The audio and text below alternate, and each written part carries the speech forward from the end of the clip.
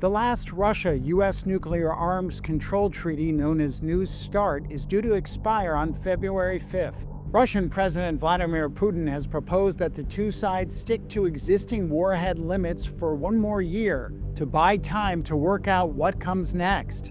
On Tuesday, Kremlin spokesperson Dmitry Peskov warned that time was running out.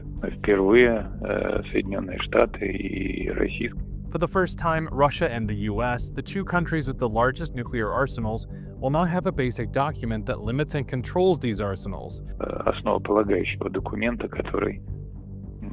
We believe this is very harmful for global strategic security.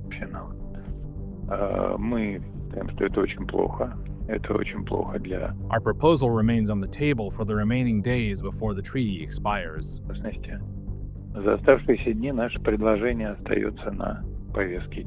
U.S. President Donald Trump has not formally responded to Putin's offer. He said in January that if it expires, and that the treaty should be replaced with a better one. New START was signed in 2010 by U.S. President Barack Obama and Dmitry Medvedev, an ally of Vladimir Putin who served a single term as Russia's president. Finally, this day demonstrates the determination of the United States and Russia, the two nations that hold over 90% of the world's nuclear weapons, to pursue responsible global leadership.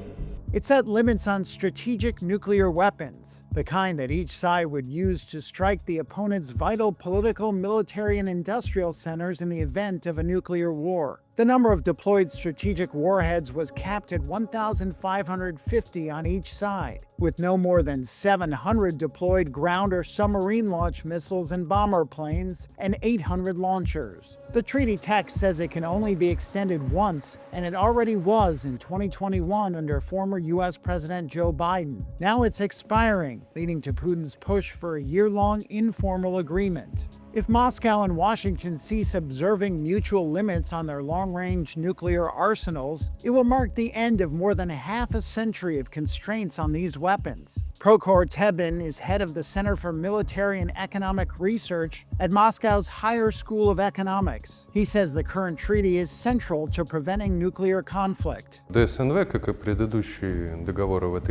New START, like previous agreements in this sphere, is one of the most important and key instruments of arms control. Its aim is to ensure nuclear deterrence, strategic stability between the Russian Federation and the United States of America, and at the same time avoid uncontrolled arms race and some particular escalatory risks.